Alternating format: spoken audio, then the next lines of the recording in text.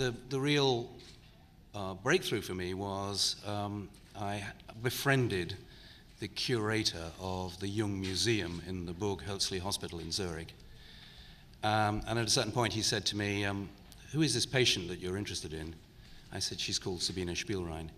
He said, have you any idea when she was admitted? I said, well, you know, roughly 17th of August 1904. And he said, I'm locking up the museum now, come down to the basement. And in the basement was the hospital archive.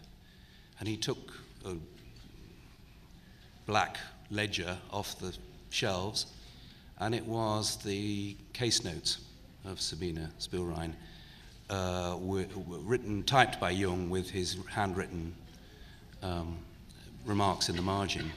It was absolute gold dust. And I said, but you know, it's all in German, there's quite a lot of it.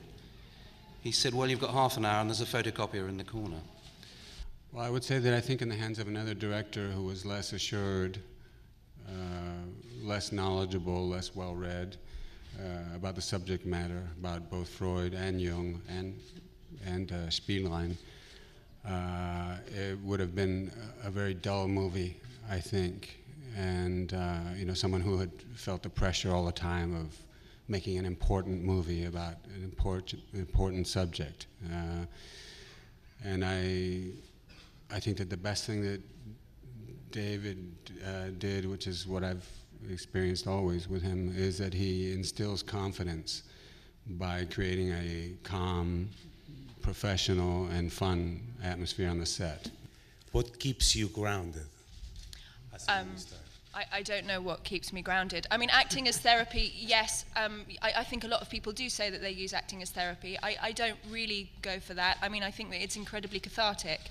And particularly playing a role like this, you know, I think it's almost strange what a wonderful time we had making this film. You know, it's particularly my character is very dark, and it seems almost perverse that we had such a wonderful fun time outside that. But I think partly it was due to the fact that you're going to these incredibly dark places, you're trying to think about that, and it kind of all comes out in that direction, and then afterwards you leave it and you go and watch soccer and have a beer and have a really nice time.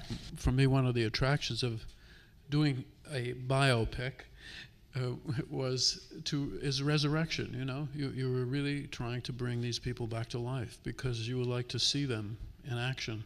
You'd like them to be alive, and to do that in any satisfying way, you have to be faithful to what they really were and not try to idealize them or on the other hand, attack them. We had no agenda, really. I mean, there's a built-in feminist aspect to the story because of what Sabine was and the repression of women at the time. In fact, hysteria, which is what she suffers from at the beginning of the movie, the word hysteria comes from the Greek word that means uterus. It was meant to be a disease of women that was actually, of course, doesn't exist anymore, but came out of the repression of women's sexuality and other things at the time. So in resurrecting the people, you also have to resurrect the times in which they existed, which is part of the fun that we had.